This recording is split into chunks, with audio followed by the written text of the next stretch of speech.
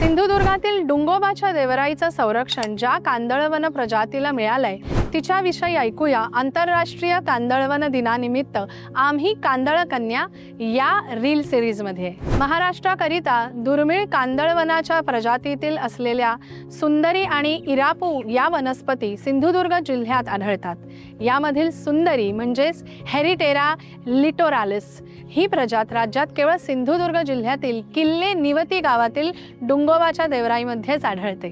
जगातील सर्वात मोठे कांदळवन क्षेत्र असलेल्या पश्चिम बंगालमधील सुंदरवनचे नाव हे याच कुटुंबातील हेरिटेरा लिटोरालिस हेरिटेरा फोम्स म्हणजे सुंदरी झाडांच्या अफाट जंगलांमुळे पडलेले आहे। यामधील हेरिटेरा लिटोरालिस ही खारफुटीच्या जंगलाच्या सर्वात अंतर्गत म्हणजे जमिनीकडील भागात जिथे गोड्या पाण्याचा प्रवाह जास्त असतो तिथे वाढते। हिची पाने आकाराने मोठी, लंबगोल आणि कडक असतात। पानाच्या वरचा भाग गडद हिरवा असतो तर पानाच्या खालच्या बाजूला चांदी सारखा चमकणारा पांढरा राखाडी रंग असतो। वाऱ्याने जेव्हा पानं हलतात तेव्हा संपूर्ण झाड चांदीसारखं चमकताना दिसतं। म्हणूनच या प्रजातीला लुकिंग ग्लास मँग्रोव्ह असं म्हणतात। असे का म्हणतात तर पूर्वीच्या काळी किनारपट्टीवर राहणारे स्थानिक लोक आणि नाविक या झाडाची पाने उलटी करून सूर्याच्या प्रकाशात चमकदार चांदीसारख्या भागाचा वापर दूरवर असलेल्या जहाजांना किंवा लोकांना सिग्नल देण्यासाठी करत असत। आहे की नाही मजेशीर गोष्ट।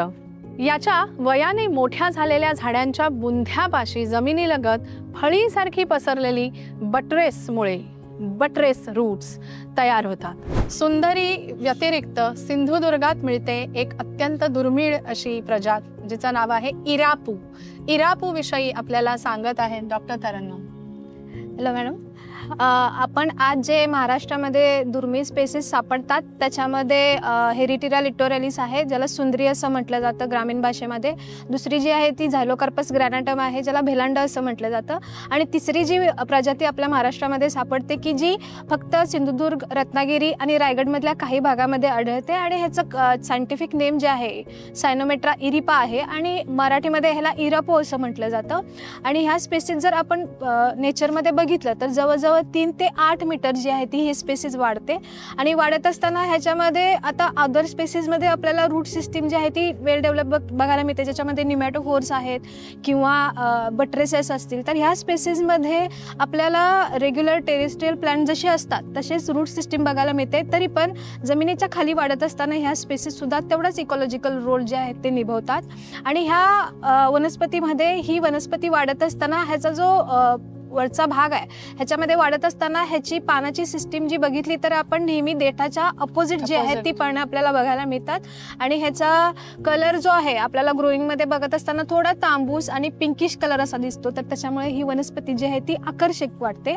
आणि दुसरं एक वैशिष्ट्य म्हणजे ह्याची जी फळं आहेत ही फळं वाढत असताना आपल्याला रुद्राक्षाचा जसं आकार असतो किंवा त्याच्यावरती ज्या सुरकत्या असतात त्यासारख्या ह्या ज्या बिया आहेत ह्या बिया आपल्याला बघायला मिळतात।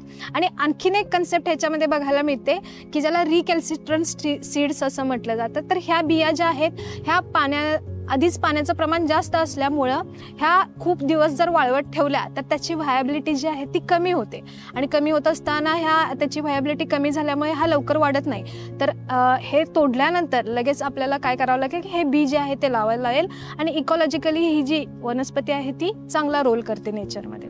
आम्ही कांदळकन्या या रील सिरीजमध्ये उद्या माहिती ऐकूया मगरींचा अधिवास असणाऱ्या दाभोळ खाडीतल्या मेणबत्तीच्या जंगलाविषयी।